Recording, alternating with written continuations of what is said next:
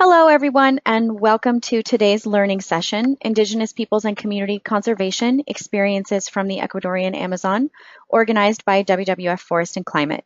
Thank you all for taking the time to join us today. My name is Emmeline Gasparini, and I am a Program Associate with the Forest and Climate team.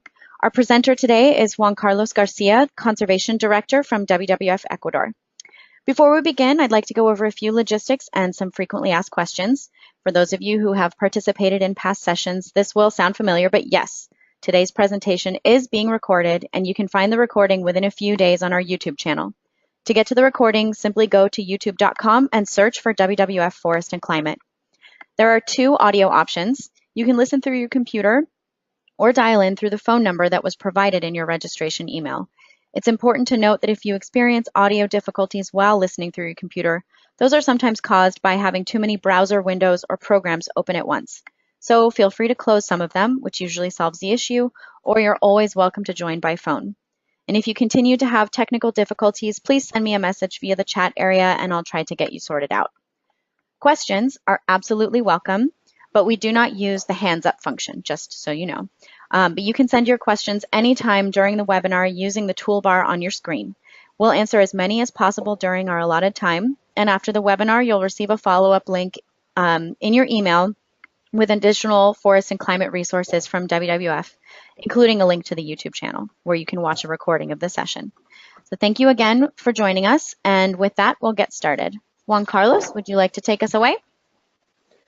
Sure. Good morning, everyone. Just to check, can you hear me okay, like this? Yes, perfectly. Okay, so this is a 1 hour webinar, so I'm gonna try to be as brief as possible to allow some questions and comments at the end. We're gonna be speaking about our work in two areas of the Ecuadorian Amazon, two areas that have a different context.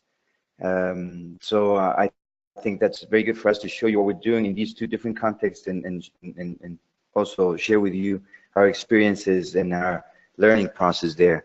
Just as a brief context of Ecuador and the Amazon in Ecuador. Ecuador is a very small country, 250,000 square kilometers more or less, considered one of the most biodiverse countries in the world.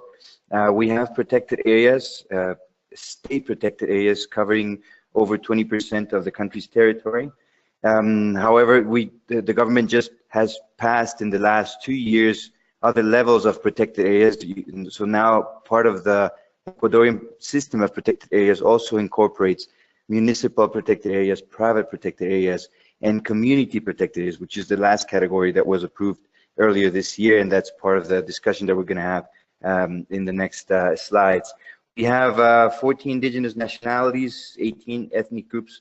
Most of them are going to be in the Amazon, and out of our territory, a little less than 50% is part of the Amazon biome. So the Amazon is very important in terms of coverage in Ecuador, in terms of forest coverage in Ecuador.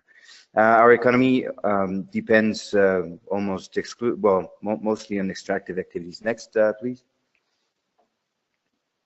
So just to mention some of the threats in the Amazon, we're going to be looking at several maps, and I'm going to be able to explain this better.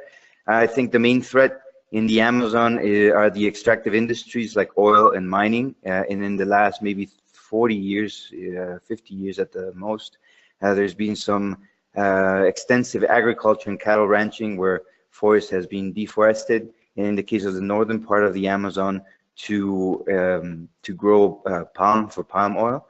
And obviously the infrastructure in general, when you open roads and you don't have the proper monitoring systems, and logging is the direct consequence, and also clearing for agriculture and cattle ranching for small farmers. Next, please. So although this is not very clear, but it just shows you the Ecuadorian Amazon on the eastern side of the country. That's what we're looking at. So you can see from the 90s to nowadays, you can see where the development, most of the development in the Ecuadorian Amazon has occurred. You can see there's a growing patch in the northern part of the Amazon. That's where the main cities in the Amazon developed because of oil exploration in the 60s and 70s. and that's also where the most of the palm oil is being grown. You can also see there's a long line, there's a long strip that's on the left side of the Amazon going north to south. That is the main Amazonian highway that currently connects Colombia, Ecuador, and Peru. So that's on the western side of the Amazon. That's most of the impact, and the areas where we work are in the top right-hand side and in the center to the right. But I'm going to be able to show this. But I just wanted to give you some context of the deforestation that has occurred in the Amazon. Next, please. So there are 3 consecutive slides. This is the deforestation rate between 1990 and 2000. So we had an annual deforestation of negative 0.65% with around 92,000 hectares per year between that in that decade. Next, please. We do a little jump there because I wanted to share with you that the Ecuadorian government between 2007, since 2007 until now, implemented a program that focused on reforestation and restoration of degraded land in the Amazon. So we were able to decrease, decrease that deforestation rate until the year 2014. And the next slide, please. You can see how the deforestation has increased slightly because of that program. It lost a little funding, but fortunately with the new government since May of this year, the environmental fund that was providing the political context and also the funding for that program has been reinstated. So we hope that that will also help us to bring down the deforestation to the earlier levels when the Programa Sociobosque that is called was in full development. Next, please. So looking now at the Amazon, that's you can see the forest. Obviously, when you look at the entire country, the coastal side has been deforested and was deforested in the 18th and 19th century. But on the eastern side of Ecuador, you can see the northern part. That's where palm oil has been developed, and obviously it's one of the threats that I mentioned before. Next, please. So same, agriculture. The Amazon is not very good. That doesn't have very good soil for agriculture. Most of our agriculture happens on the coastal side, and then you have the inter-Andean. It's very clear on the coastal side. In the middle, you have the Andean Ridge, and you have the Andean valleys. Also, you can see some of the agricultural land, and then in the Amazon, mostly forest. But in the case of palm oil and other small plot crops affecting, the western side of the Amazon. Next, please. This is highly revealing of the situation in the Ecuadorian Amazon. These are oil concessions that have existed since we became an oil-producing country, so back in the 60s. It doesn't mean that all of these oil concessions have production going on. Most of the production is concentrated in the northern part of the Amazon. We're going to see this in the next few slides. But, we do have this threat in terms of oil and mining, especially when you look at the southern part of the Amazon. That's where the best forest, arguably the best forest is, and also the next oil concession round that will take place next year. And that's also one of our main objectives, is to go ahead with our conservation agenda and try to stop this oil, the new oil concessions that will open next year. Next, please.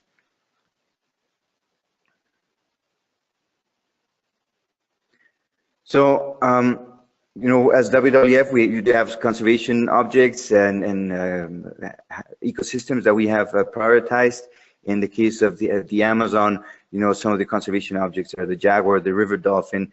But one of our strategies, the main strategy, has been to strengthen the work that we do on protected areas and indigenous territories, because the data, the scientific data, the studies have shown that even indigenous territories without the status of a protected area are one of the best tools for conservation, preserving the forest, and also obviously for preserving the culture of the indigenous nations, especially in Ecuador. So we are creating bridges as a conservation strategy in the Amazon, focusing on protected areas, indigenous territories. Next, please.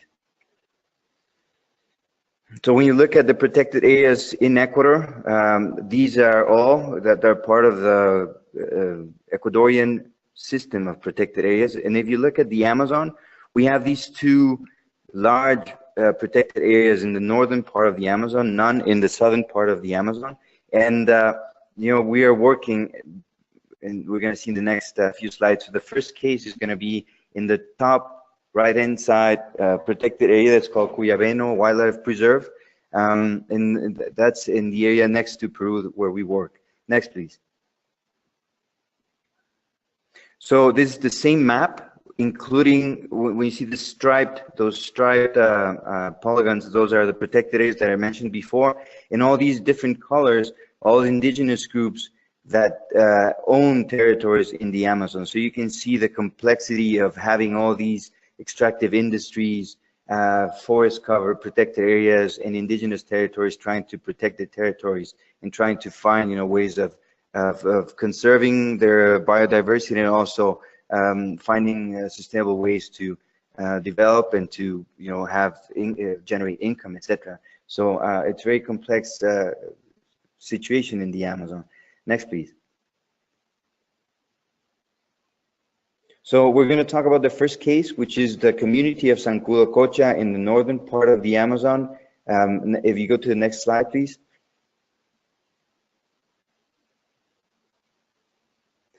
Zancudo Cocha is actually part of the territory is within the Cuyabeno Wildlife Reserve, which is one of the first protected areas that were created in Ecuador. Almost 600,000 hectares. It was created in 1979. Just a few weeks ago, it was a new Ramsar site, a wetland, Cuyabeno Lagarto Cocha Yasuni, which is a very big for Ecuador, 770,000 hectares, was just approved. And in the Cuyabeno Wildlife Reserve, we do have indigenous groups. Obviously, there are 5 or 6 indigenous groups, and then we also have communities have migrated to the area from other areas in Ecuador in the 70s and 80s. There's a difference, obviously, in the case of a wildlife reserve versus a national park, because a wildlife reserve is open to responsible resource management, acknowledging the fact that, you know, there's obviously people living in it, and in the case of Zancudo Cocha, they own territory that's within the wildlife reserve. If you go to the next, please. So this is the Cuyabeno Wildlife Reserve. That green area is part of the Zancudo Cocha territory. So their territory represents 29% of the entire Cuyabeno Reserve. They also have territory outside, but, you know, I just wanted to mention that they own all this territory, which is a wetland. It's all of it is forest, but in the case of the community, obviously it presents you know, it presents this challenge how to coexist within a protected area and also in the buffer area of a protected area. If you go to the next, please. So the Zancudo Cocha community is actually, in terms of Ecuador, they're the smallest community that owns the biggest territory. So it's 24 families, about 100 people that live very close to the border with Peru, maybe 20 or 30 kilometers at the most, and they own 172,000 hectares. It's, again, it's for one community of 100 people. It's a very big territory. Most of it primary rainforest, most of it wetland, you know, the Ramsar site. So they have only 1% of intervened areas. Next, please.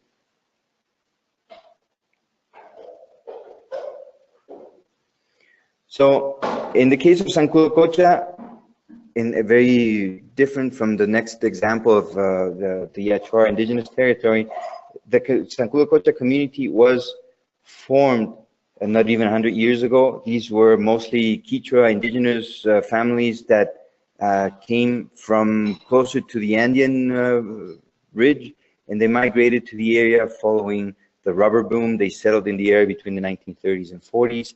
And obviously, you know, they're isolated right now. They're far to reach. You have to go by boat 3, 4, 5, 6 hours, depending on the level of the river. But they were involved in illegal wildlife trade and rubber tapping back in the 30s and 40s.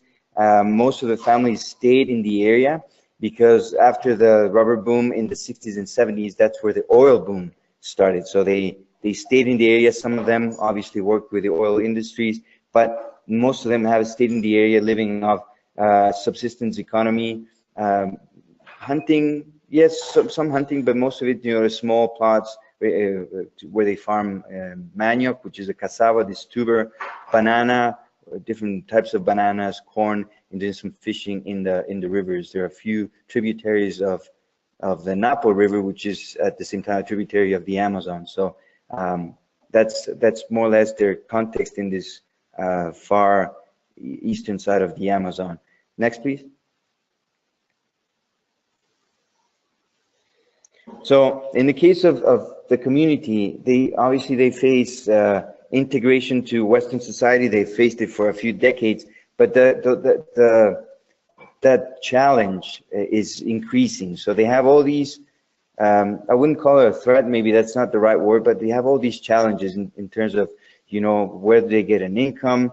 Are they, some of the young people, because they don't have a job, they migrate to the cities. So you break the family structure. The family structure was based on subsistence farming, for example. So you lose help in the community. Some of the basic needs are definitely not covered in terms of public health, in terms of clean water, and in education. They do have schools, but they're not paid the most attention just because they're the farthest from the cities. In the case of the presence of the authorities, there's a lack of state presence. They are next to a protected area, but where the community sits, that's not really where the park rangers are present. They're present on the western side and other areas of the protected area. So that also becomes a challenge, how to work with the community so that they become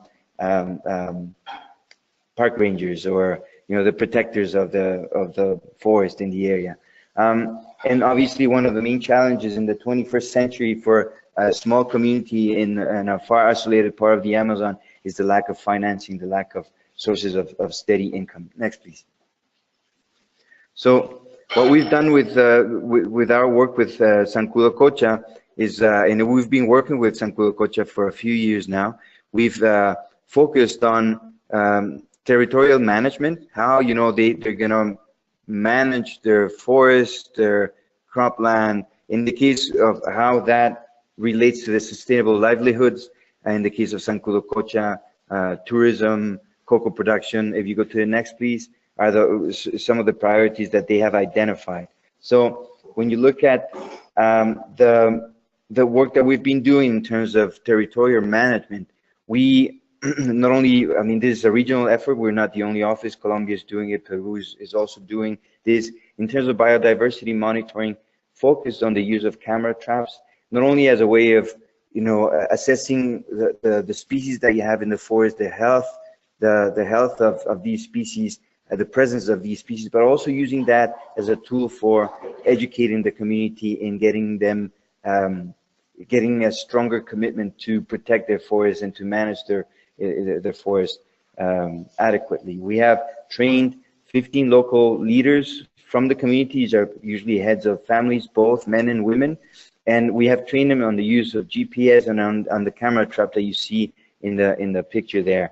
And this is fairly recent. We've been doing this for the last 2 years, strengthening our engagement with the community, but it has produced some very good results that I'm going to be talking later on. So it has allowed us, and these are some of the impact results that probably were not as expected, but we have created spaces for the development of social fabric within the community, which is very important, and also that leads to decision making. If you go to the next, please.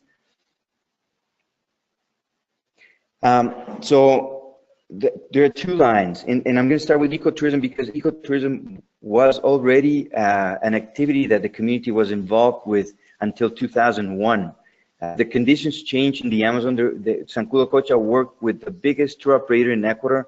They had like a floating hotel going through some of the rivers in the Amazon. Because of sedimentation, this cruise stopped going to the community, but they developed this experience and this capacity that some of the community members still have, and they have Zancudo Cocha within their territory. They have the biggest lagoon in the Ecuadorian Amazon, and that's where tourism took place. all the emblematic species are there, and this is something that they have prioritized, that they want to start or restart. So that's something that we're in the early stages of setting up their ecotourism enterprise, not only here but in other areas. In the next case, also tourism is present. But I want to mention the cocoa production because this is something that WWF has helped in the last few years. You know, we're working with 28 families in the area, in Zancudo Cocha and also in the surrounding areas. They're producing around 2 metric tons of dry cocoa of the high quality, the fine aroma, the Ecuadorian aroma cocoa, which is right now used by some of the main chocolate producing companies. And we want to mention Pacari because with Pacari we're developing an alliance. So they purchase the cocoa that the community produces at a premium price, and obviously they produce with that an organic gourmet chocolate. So the idea of setting up that is obviously to give added value to the cocoa produced in Zancudo Cocha and to make it visible so that the consumers understand the importance of cocoa production in the Zancudo Cocha community. If you go to the next. So we're going to watch a video right now before going into the next case.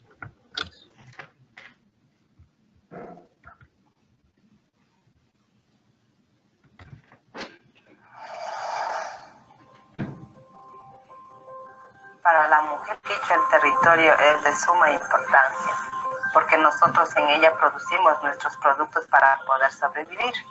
Nuestro territorio es grande, inmenso y algunos no lo conocemos.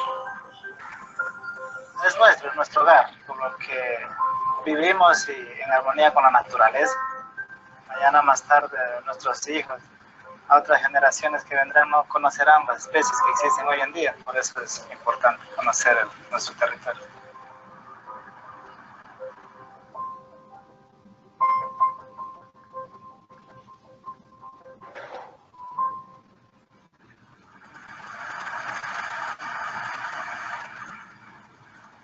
Estamos en la laguna de Zancudo Cocha y esta es una atracción turística que todavía nosotros mantenemos y estamos conservando y lo estamos defendiendo en otro sentido. Justo por eso estamos haciendo un proyecto nuevo que es con WWF, que nos sirve para diferentes actividades. Por ejemplo, puede ser para un plan de manejo, para educación ambiental y también la otra parte de negocios que sería con los turistas.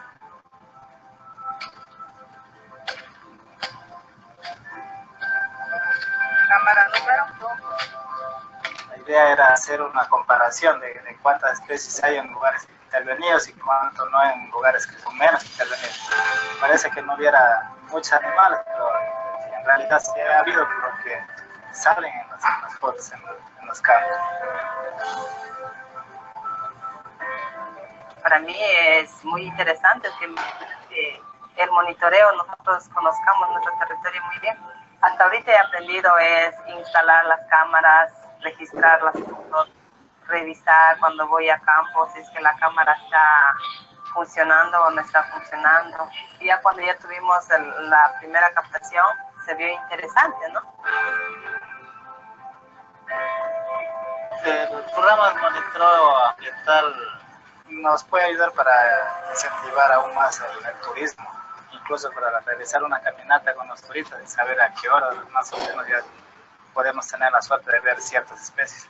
Ese plan tenemos con el Ministerio del Ambiente y nosotros. Realmente nos ayuda a mejorar la calidad de vida y tener trabajo aquí en la comunidad.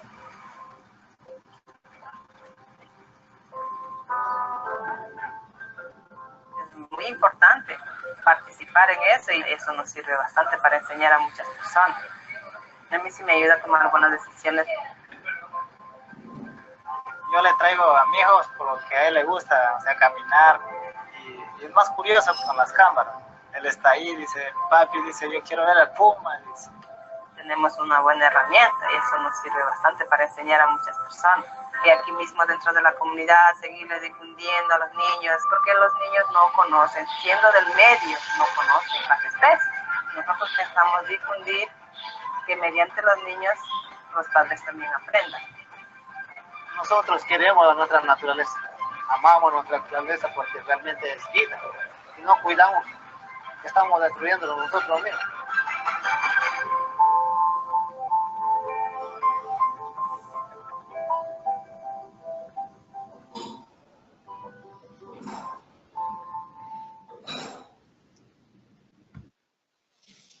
Okay, great. So we're going to go into the second case right now, which is the work that we're doing in the territory of the Achuar Indigenous Nation. If you go to the next slide, please. This is a very different context because we're talking about an indigenous nation that has been in this territory since many centuries ago. They own the biggest patch of primary rainforest in Ecuador. Right now, it's a conservation gap, identified conservation gap. About a little less than 7,000 people living in 84 communities in the southern part. They have the lowest population density in the country, and they have arguably the best, largest tract of Amazonian landscape in Ecuador. They're completely, they're still geographically isolated, unlike the case in the northern Amazon when you have roads or you can have rivers to navigate. In the case of the Achuar, up to this moment, most of the territory is only accessible by air and on small, 5-seater planes, even though part of the western part of the Achuar territory, they're opening a road with all the problems that brings to territorial management. If you go to the next, please. So the Achuar, just to give some more context, they are the last contacted indigenous group in Ecuador. They've only had contact with the Western society, the outside world, since the 1960s. They do have a strong, even though some of the communities obviously are changing, they still have very strong conservation of the traditions, the language, and the way of life. They have their own self-organization. So they have the governing body, which is called the Achuar, the Ecuadorian Achuar Nation, and they have a representation at the national scale. If you go to the next, please. So when you look at the Achuar territory in the context of Ecuador, it's in the southern part. It is a conservation gap. It was established as a conservation gap by the government a few years ago, and it has become a conservation priority. And this is where we're focusing as WWF our efforts in this other area of the southern part of Ecuador, the Ecuadorian Amazon, because we want to declare the Achuar territory the first community preserve as part of the system of protected areas in Ecuador that's community owned. You have the other ones that you see right now in the map. Those are state government owned. After that there was a municipal protected areas, also the private protected areas, and finally, after years of lobbying, now we have this category of community protected areas. If you go to the next, please. So how we're working right now is, that purplish line, that's the outline of the entire Achuar territory, but we have focused as a first phase, we're working on these, the Achuar territory is divided like into smaller territories. So now we have 5 in this map. That's phase 1 of our process to declare these 5 part of this bigger community preserve. But we wanted to go phase by phase. We couldn't cover the entire territory because of technical issues and also because of financing issues. So we did an assessment early, and we identified these 5 as the first ones where we want to do the process of going to the communities, talking to the communities, getting their approval, and preparing all the paperwork that needs to be submitted to the Ministry of Environment. If you go to the next, please. So this is what is concerning for our work is, you can see the overlap between the entire Achuar territory and the oil concessions. We know, because of our conversations with the government and with the Ministry of Environment, that block number 78, that's a priority for the government for next year's licitation. So we're still negotiating, and within the government there's also a negotiation between the Ministry of Environment and the Ministry of Energy and Mines. It's called that they are the responsible ministry for opening the bidding process for these oil concessions. These oil concessions, all these plots have existed for many decades. They have not been explored or exploited just because they're so far away from the main oil lines. If you go to the next slide, please. So what we're trying to do is to set up this Achuar system of conservation ecological reserves. This is not something that was developed by WWF. This is something that was developed by the Achuar Nation maybe about 10 years ago. they created what they call life plans, which is more or less like a zoning plan. So where they are able to hunt, where they're able to set up their communities in some intangible territories. These are all different categories of their own self-governance and how they started planning their territory. So we are at the first stage of SACRE. We have completed, all the documentation, which involved a lot of field work because we needed the community approval to be able to submit this for official declaration from the Ministry of Environment. If you go to the next, please. So our involvement with this process has been, developing all and collecting all the information for the official application to the Ecuadorian government. And in the process, we have, we're working with the Achuar leadership. So part of this process is to strengthen their capacity for managing projects and for managing their territory. So one of the challenges that we've had, because we're talking about 84 communities in an isolated area, a few of them have internet access now. Most of them use, HF radios or, just communicate by traveling from one community to the other. So that has been a challenge for this process to gather, all the leaders and to make sure that all these communities had a voice and a formal approval to be able to submit. Has been very challenging for us in terms of logistics and finance to be able to cover the first phase. But our contribution, again, has been to facilitate this process, linking the communities with the Achuar leadership, with the Ecuadorian government, and the formal process for official application. Next slide, please. One of the things that I didn't mention, and it's before we go into what we have learned, in the case of the Achuar, just like with Zancudo Cocha, where they had tourism until the year 2001, in the case of the Achuar, they have been working in tourism. A few communities, since 1996, they operate an ecolodge. It's called Capao Ecolodge. It was one of the top 50 best ecolodges according to National Geographic in 2009. Because of that success, a few of the other communities in the area where we're working, they have set up their own tourism programs and projects. So now we're talking about an area that's maybe a third of the Achuar territory where tourism has also raised expectations as a sustainable business. Obviously has challenges. These are all community owned. So in terms of the capacity, the local capacity to run businesses, that is a challenge that we as WWF are engaging, because our strategy is also to support indigenous nations' strategies behind ecotourism as a tool for conservation. That is maybe something that was lacking in the slides. So in the case of Zancudo Cocha, WWF has been working with them for longer than with the Achuar. With the Achuar, we just started last year as part of as a countrywide growth.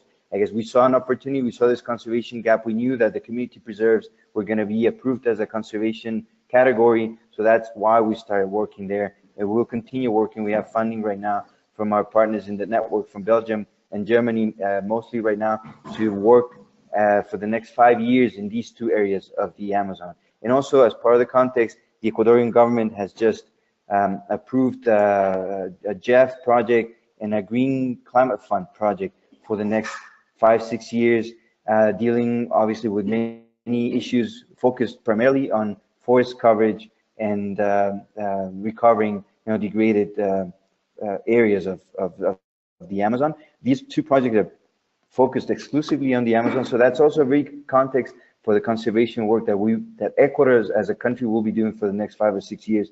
And one of the priority lines is to transition to it's called sustainable productive activities. So we believe that cocoa is going to cocoa has been selected as one of them, and there's other sustainable products where tourism could be included.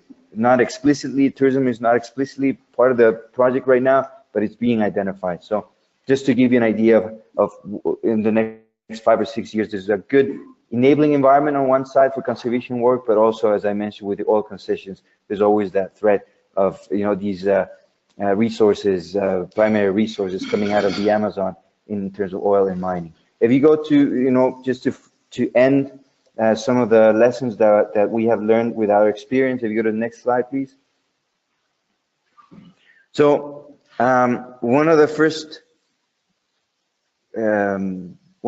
issues that we have acknowledged is that we as an outside partner in both cases, we have played a facilitating role between these communities in the case of the Achuar and in the case of Zancudo Cocha, different contexts, but in terms of their isolation, in terms of the challenges, in terms of the threats, very similar. And we, our role as WWF, and which has produced good results so far, is linking, processes that need to take place in these isolated areas with the decisions that are made in the case of the protected areas in Quito, for example, just bridging, the Ministry of Environment's office's headquarters in Quito with the field has been very important because that doesn't exist, as I mentioned before. If you go to the next, please. So I think it's part of our own reflection as an organization. I mean, we cannot just approach conservation as it was done in the past, just focusing on, saving the species or the ecosystem without considering the human needs. I think that's also obviously nothing new, but I think that in our case, it has shown us that we cannot, just pay more attention to one versus the other. I think you have to look at things integratedly as land management solutions, because there, again, some of the issues that we're dealing with are just, access to clean water, access to good public health, or even education. These are not things that, we as WWF are expected to do, and we know that we don't work in public health. We need to create partnerships and bring attention to these areas and gather more support. But this in both cases has been very clear that in order to for example, work with river dolphins with the Achuar, we need to approach it from this integrated territorial management, where the economic aspect, I think, is crucial, because people are dealing with lack of income, they're facing all these threats. So if you don't link, the conservation, the traditional conservation work with these other emerging social issues, then it just, it doesn't work. If you go to the next, please. So again, all these alliances, just going back, not only linking the community with the government, but also in the case of the Achuar, for example, we have created a very good partnership with Conservation International. We actually had to redo our work plans and develop integrated work plans, and they're working. Obviously, there's always challenges in terms of coordination. We don't have the same level of funding, for example, from both organizations, so that has taken extra work. But I think what we need to do, and it is something that we have acknowledged, is creating bridges, promoting alliances, relationships, making our work visible, because it just becomes as a trend. Until a few years ago, nobody paid attention to the Achuar territory, but now that there's a community preserved category, now that there's more access to social media, photos, and even it's more accessible than before, there are more and more organizations gradually want to get involved in this other area. So it's a good trend, I guess. It's the new area. So I think in our role in promoting, making this visible and creating all these bridges to tackle not only conservation but other social and economic needs has been very important. Next, please. In the case of tourism, that's always a huge challenge, not only because we're talking about geographically isolated destinations. There's competition in the Amazon where you have lodges. If you're focused exclusively on wildlife, on the traditional wildlife experience, there are closer options, and there's, it's very similar forest, so there's no added value. But when you add, these cultural, in the case of the Achuar, the Achuar indigenous traditions, the culture as part of the tourism activities, and in the case of Zancudo Cocha, how to involve the community, this wildlife species monitoring as part of this tourism experience. We are assessing, we are developing these business models where we know that we need to differentiate our approach in these areas from the competition, which is closer to the towns, where it's more commercially viable, I guess. So in the case of tourism, we have tried to, and we're working with the community to make it a viable business, but also not to put all the hopes and expectations on just tourism. That has shown that is not the right way to go, because obviously in the case of the Achuar, for example, there are 7,000 people. Not all of them are going to be benefited by tourism, but there's a tourism value chain. There are other things that through tourism can make the Achuar culture visible, the traditions, the pottery, their weavings, etc. So in both cases, we do have different contexts, but always, running a business and having this business mentality to run things, it's a challenge when we're talking about communities, small communities that have different types of dynamics, how decisions are based in a community where everyone needs to participate, and decisions that are not just made by the general manager or one person. That is a challenge, because it's a different view of the world, and in the indigenous context, it just creates this clash between the traditional way of making decisions and how a business needs to probably make quicker decisions, not just wait for the entire assembly. So how to create that model in a context where there's a lack of knowledge on business management, it has been a challenge. Even though they've been working in tourism for many years, just the local capacity is still a challenge, and slowly it's not black and white. It's not they can do everything themselves or they rely on everybody else to do it. There's a midpoint, I guess, where they need partnerships. They need, in terms of marketing and sales, for example, it's something that the Achuars that are not good at. They're going to a travel show, but finding these partnerships, it's a win-win situation. That's also one of the things that we as WWF are trying to set up. If you go to the next, please. And this is probably one of the biggest challenges that we have in the case of Ecuador. In our constitution, we granted nature rights, and in protected areas, for example, you have all this nature and with all these rights. But in the case of a national priority, and oil, for example, is still a national priority. Gold, copper mines are a much bigger economic and political priority than nature conservation, nature rights, and ecotourism, for example. So we're facing these challenges where you can still find, if you find oil within a protected area, even though it is a protected area, the national priorities are more important, and the government can find a way to grant exploitation permits.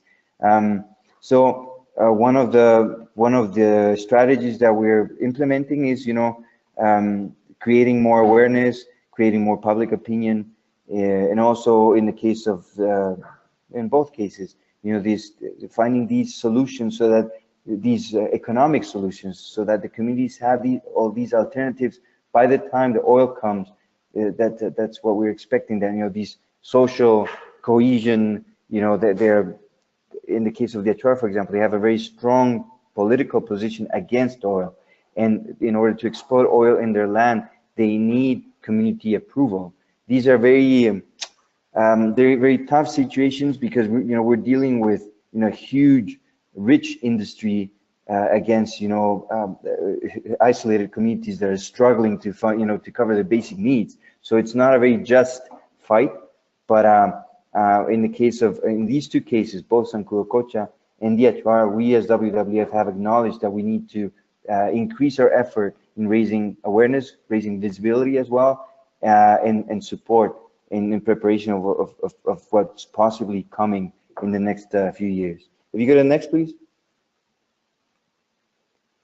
And I think, well, that is all. You can find more information in our website.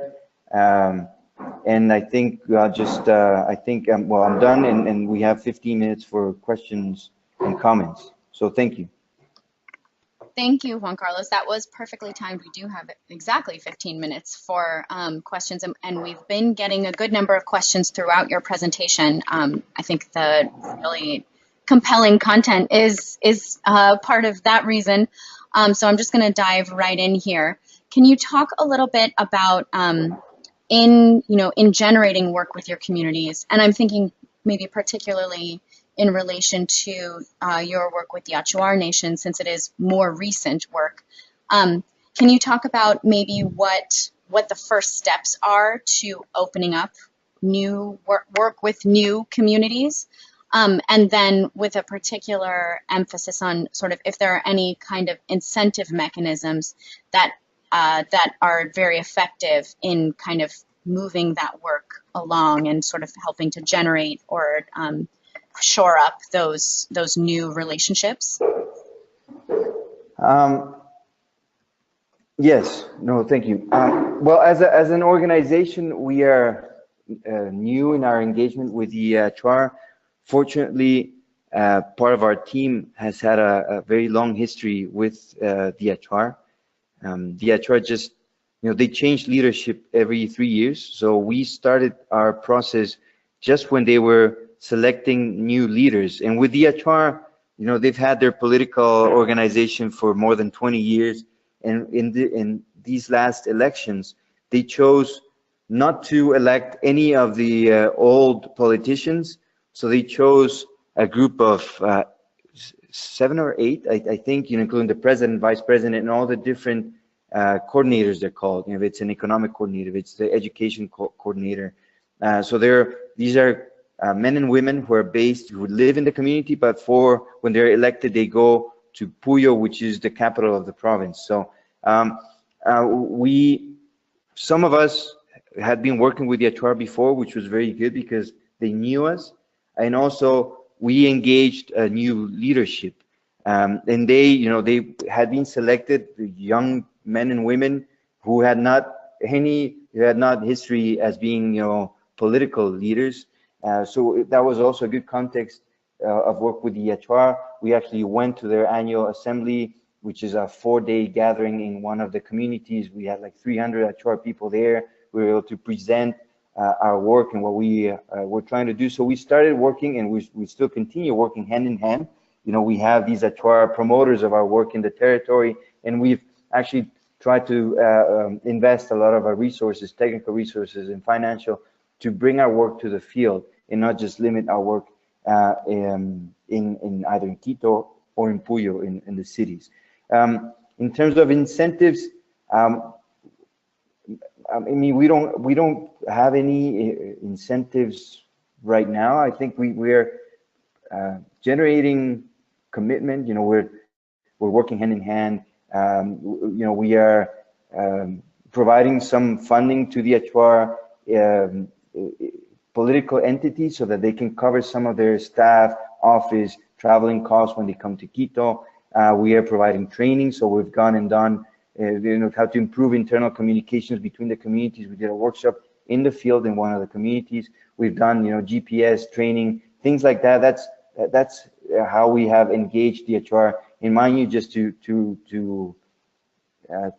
tell you again, we've been working with the Achuar as an institution for less than a year. So we're also learning, what works, what doesn't work, which of the leaders, sometimes the president of the political organization, the indigenous organization, is not the one that helps us, with the day-to-day work. So also identifying who amongst the political leaders and also in the communities who are natural leaders, who understand, what we're trying to do, who acknowledge all the challenges, and who, and this is very, very indigenous in the Amazon, that they say, have been chosen by the community to do the work. Nobody's paying me, but I have this responsibility to the community. So we try to also find those, to find support from those community processes and those community structures to move the work along.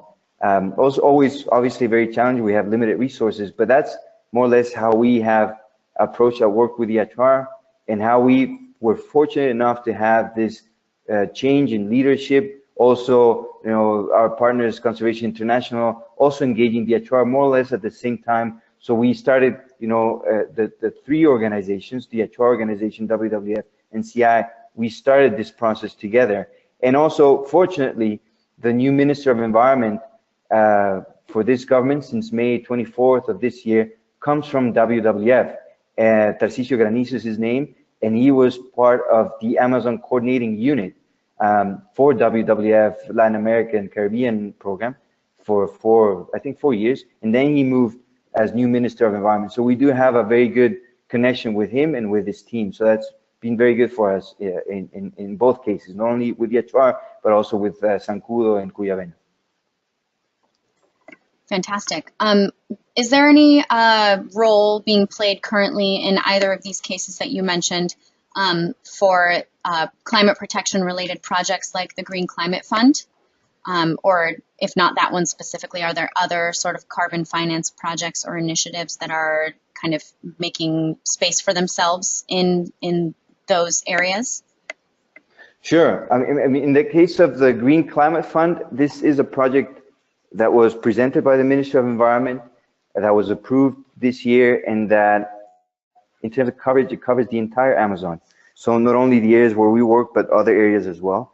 And what they're trying to do is obviously introduce climate change adaptation policies in all levels of governance, whether it's national, provincial, local, even community governance, how to start talking about, you know, climate change and how the communities need to adapt. That's one of the areas of work. The other one is, it's called a transition to sustainable productive systems, and 3 main crops have been identified. Cocoa is one of them, coffee is the second one, and the third one, they call it, you know, the palm oil line of work, which is, you know, it's difficult to understand sometimes because they call it zero deforestation palm oil, but we're talking about, you know, trying to limit or to stop deforesting forests to, you know, to harvest palm oil. But that's I don't want to go into that issue right now, because just to answer the question, we do have this funding. It's $40 million for the next 5 or 6 years with the Green Climate Fund. On top of that, another 37 or 40 million with the JEF 6. So that's very good context for the Amazon in general. And I think one of the challenges there is how to, because you do have, I mean, some local activities that harvest. There's a native palm that you harvest the oil, etc., and that you can sell it, you know, $15 for a liter, for example, as a raw material. But how to, and that there's a palm that you can find throughout the Amazon. That's also part of this Green Climate Fund. What they're trying to do together with the Ministry of Environment is to find these 5 or 6 or 7 products from biocommerce, from, they call it bioeconomy. So they come from the forest, how to make it big, how to replicate these businesses and expand these businesses more than just, you know, the collection of a raw material for one family in the Amazon. So that's part, in a very brief answer, of the Green Climate Fund work that's going to take place in the Amazon. In terms of climate protection, we as WWF have been working with some of the municipalities, not with the Achuar territory and not with Zancudo Cocha, but with the province where the Achuar territory sits, for example. It's the biggest municipality, and we've been able to develop a climate adaptation plan as part of their territorial strategy. So that's another level of work that we're doing, not specifically with the Achuar Indigenous Nation, but in the territory where that nation exists. Fantastic. Sort of following along your comment about the extractive industries, this question is specifically about the Achuar, but I think they would also be interested in any information from Zancudo Cocha as well. But how do these communities engage with these extractive industries? Is it really through through WWF support, or are we working to generate capacity for communities to deal more directly with either the industry or the relevant government institutions so that they can be more assertive of their territorial rights? Sure. Just if you want to exploit oil in any territory that's owned by a community or an indigenous group in Ecuador, you need I don't know the right translation, but you need like you need a previous consent from the community to actually step in the territory. That creates, obviously, that has created political problems in the past. That has created social problems in the past, because the government finds a way. They find, or the oil industry finds a way to find those community members who are willing to work with that. We as WWF are at the moment playing no role in that. We are not yet engaging any of the industries, extractive industries, either oil or mining industry in the Amazon. We do have acknowledged the fact that there should be, ideally, they should be able to sit down, because what has happened traditionally is that they don't even sit down and talk. Even if they're not going to agree on anything, if they're not going to get permission to do anything, to even mention the possibility of both sides sitting in the same table has not even been considered in the past, ever.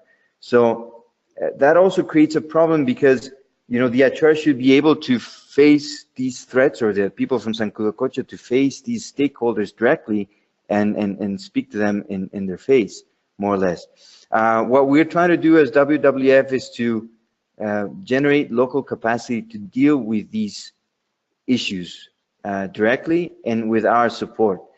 But in the case of Ecuador, it's also challenging politically for us, because we do have a strong government that has granted us a permission, a 4-year permission. We are an international NGO with a government permission to work in Ecuador. So dealing directly with these extractive industries, it can pose a risk for a presence in Ecuador. So we do work with partners, not only with the Achuar, we work with local-based NGOs that tackle those issues more directly.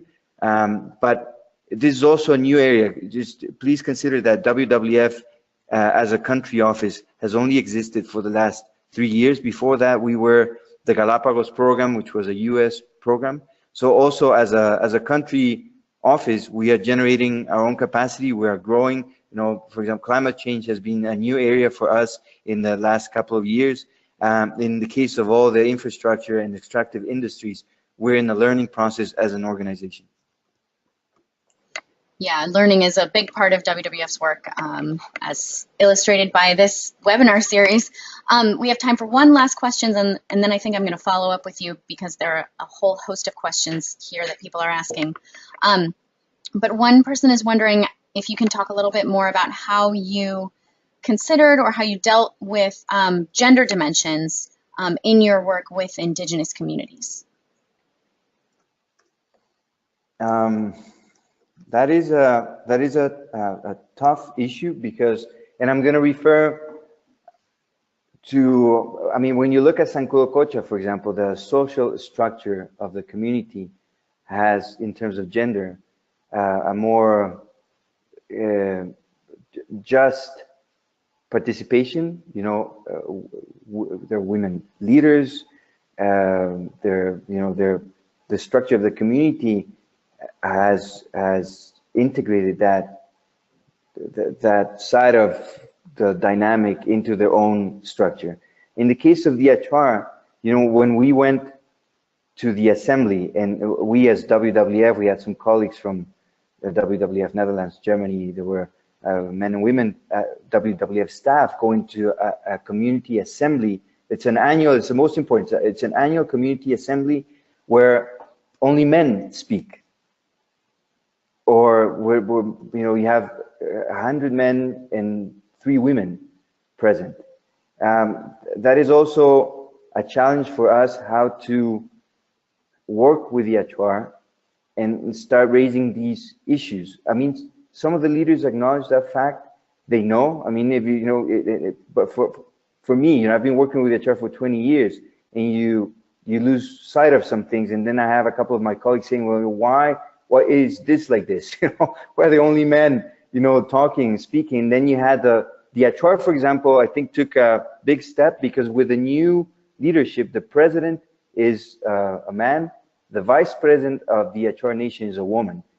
It was the first ever to be selected as part of the leadership team of the organization. So we're working a lot with the vice president, and it has worked, because, you know, she saw this as an opportunity for her to get engaged with SACRE, and she, you know, we also saw an opportunity to work with an Achuar woman, and also by doing that, we also sent a message. And now in all our meetings, we try to, and this is something that we told the people, you know, we at least, let's start with trying to make the workshops and the work that we do, where we have 50-50 representation for men and women. It has been well received. I think, you know, the challenges are huge, because we're talking about a culture where men only spoke, you know, there were warriors until the 60s and 70s, and they were killing each other. So you would have, you know, polygamy in the territory. You had the biggest warrior with 9 wives, you know, 45 children only 30 years ago. So, and one of the leaders who we work with is the son of this, just to give you an example, is the son of this great warrior who had, you know, killed so many enemies and stole their wives. So we're talking about that type of context, where we know that there's a window for change, and we hope that window is gradually implemented and faster than as fast as possible. Thank you. I know for a lot of places, it's, you know, you have to balance you have to find a middle path by encouraging these processes while, you know, being respectful of the cultural context. So it's always interesting to hear how that plays out, you know, in the real world. So thank you. But we're at the end of our time today, so I think we're going to bring things to a close. If you'd move to the next slide, please. I really want to thank you, Juan Carlos, for sharing your expertise and the cases with our community. It's been really fascinating, and I'm going to follow up with you afterwards about some of these questions that we weren't able to get to today. And also thank you to the participants who really sent in a lot of really engaging questions. You'll all receive your follow-up email, I think in about an hour, with some additional resources that are specific to this webinar.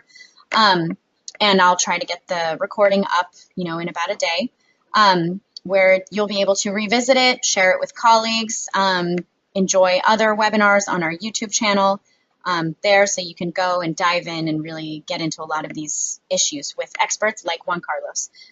So thank you again for joining us, and I hope you all have a wonderful day. Great. No, thank you.